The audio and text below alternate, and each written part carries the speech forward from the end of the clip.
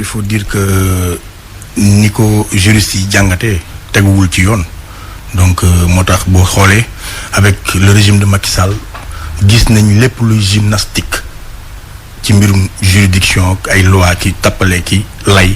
yu nguur musa def ci Sénégal fexe na ba voteloo ko ba defloo ko applique dugal gouverneur yi ci biir mbir mi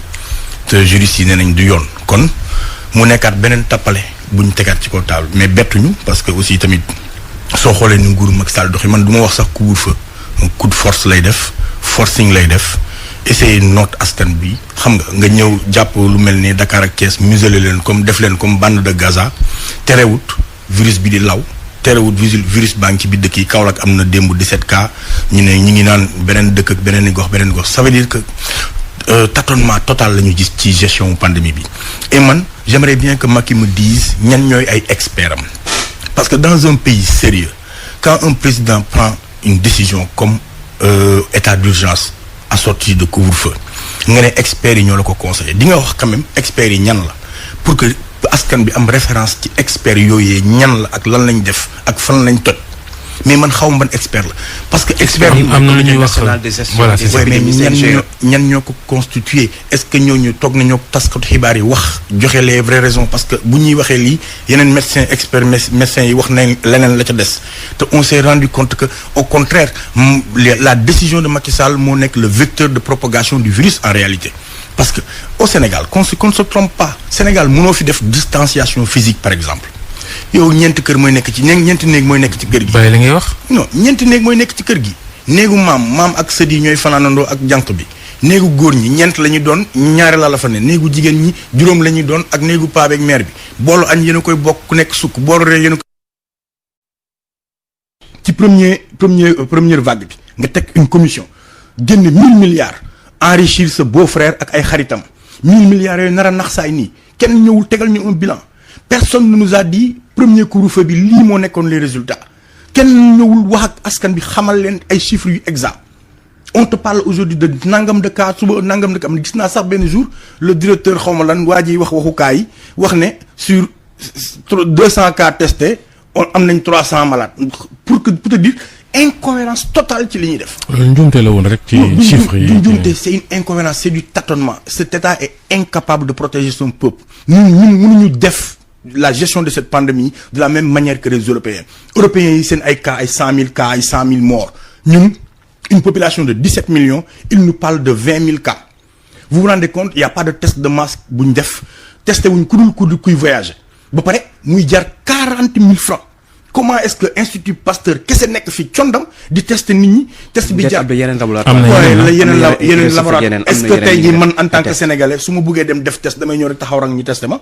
amul tant que amoo doomu jàngoro bi sa yaram wala yow sa waa kër gasax nga leen nga soog ñu soog laa testé da nga mës a gis kenn ku dem ñëw. loo bëgg a wax ne li ñuy lim ëpp na fuuf. en réalité ñi ko am ëpp na fuuf li ñuy lim. bu fekkee ne loolu la ñuy wax ci virus bi ni muy lawee. li ko am ëpp na fuuf di junni yoon di dem donc on n'a pas les chiffres exacts li ñuy def mooy testé ku fa ñëwul testé wuñ la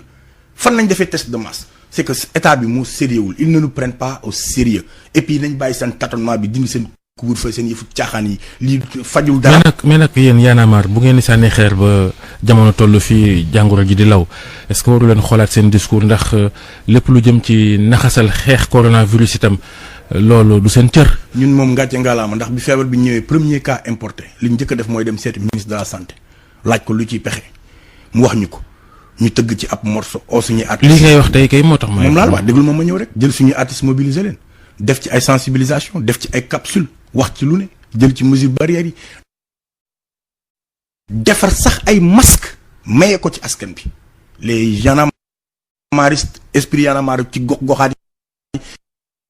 yi ñu defar dem gis ay tailleur fay leen à l'unité 150 francs ñu defar ay masques maye ko loolu on l'a fait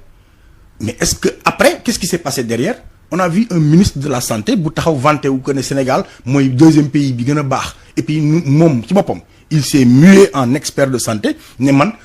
espéré wu ma deuxième vague. ça veut dire que bu ngeen waxee noonu est-ce que personnalisé woon ne débat bi teg ko ministre de la santé wala njiitu réew alors que c'est pas ça réew mi moo am problème jàngoro ji réew mi la laat. waaw mais jàngoro ji wala leneen lu munti am ci am réew les seuls responsables c'est les dirigeants de ce pays les seuls responsables ñoom la ñoom ñoo war a jël les mesures ya war a tax jàngoro bi jóge fi pour mun a aider population yi ñu mun a survivre. mais askan wi sàmmontewul ak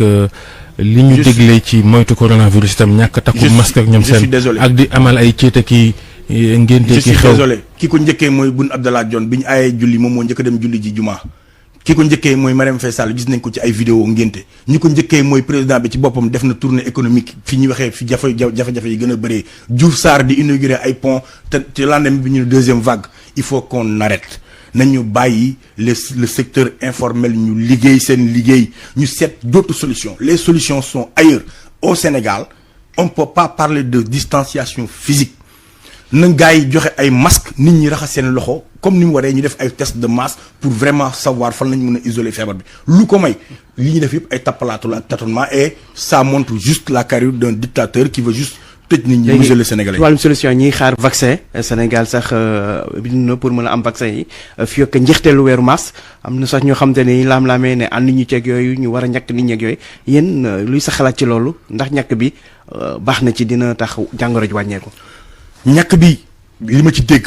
ci li experts yi nee nañ ñi nee nañ waaw ñi nee nañ déet